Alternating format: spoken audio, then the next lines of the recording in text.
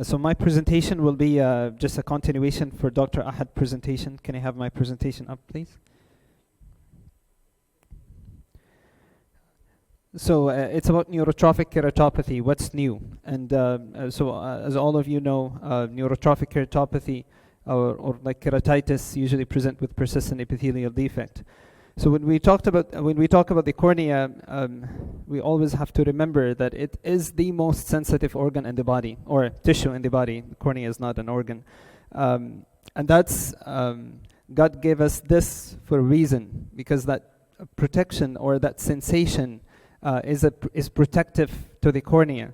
And when you have that sensation decreased, then you start getting in trouble. And usually, like the worst combination, if you have a 7th palsy and a 5th nerve palsy, so that will affect the sensation, and there will be exposure, and that combination is usually in disaster.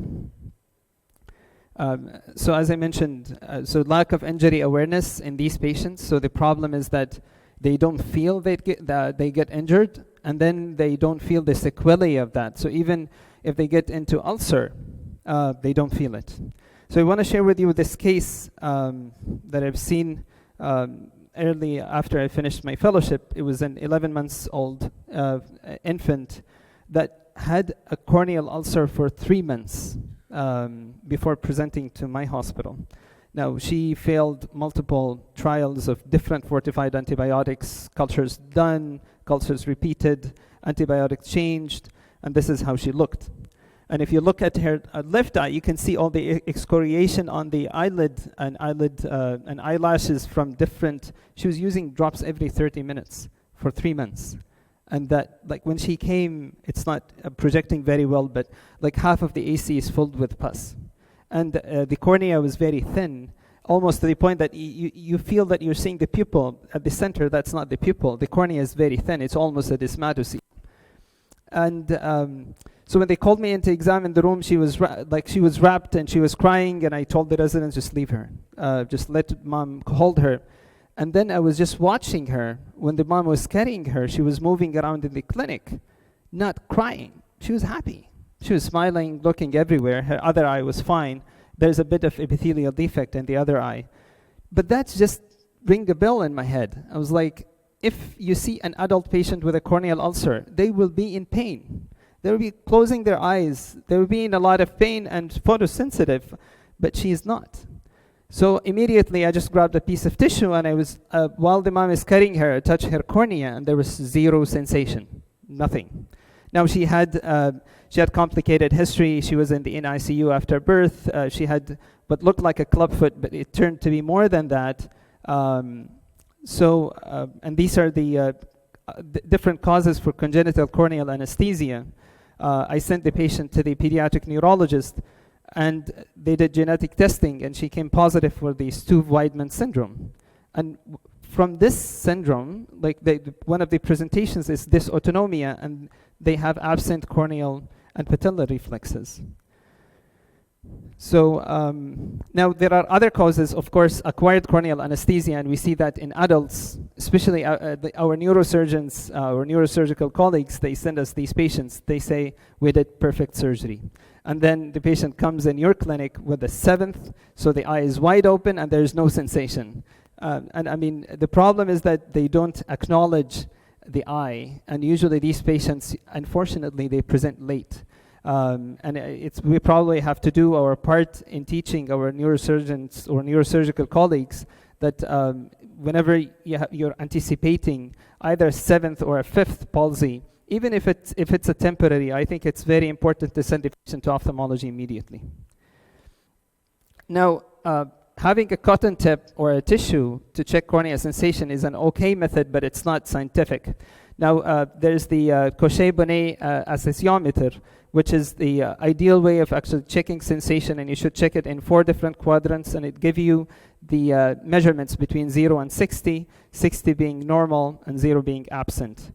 Now, there's the Mackey classification of neurotrophic keratopathy, which I'm sure all of you are familiar with. Stage 1 is just BEE, and stage 2, non-healing epithelial defect, and stage 3 is stromal milt.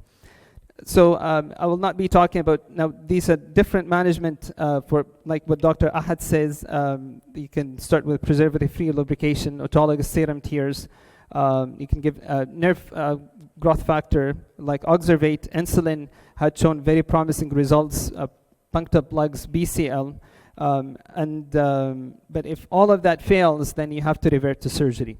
And why we do surgery? We do surgery to protect the cornea surface, to help the epithelial breakdown. So that's the tarsorrhaphy, amniotic membrane, Gunderson flap, or a tectonic support if there is a perforation like glue or a tectonic graft. And then ultimately, the problem is de-innervation. So if you can re-innervate, that's the way to go. Now, back to my case. So I did bilateral tarsorrhaphy for her. In a matter of weeks, she was happy.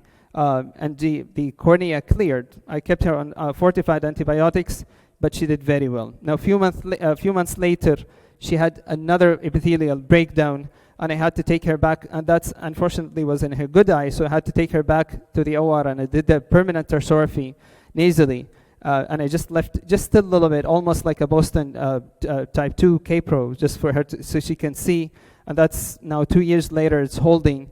And I'm very happy that I preserved her right eye. However, what about her left eye? Because her left eye is still breaking to this day. I was like, what can I do? Now, I offered oxervate, but the family cannot afford it. And then insulin, I dropped some fighting with our pharmacy because they keep telling me it's off-label use. And that's where corneal neurotization comes in place.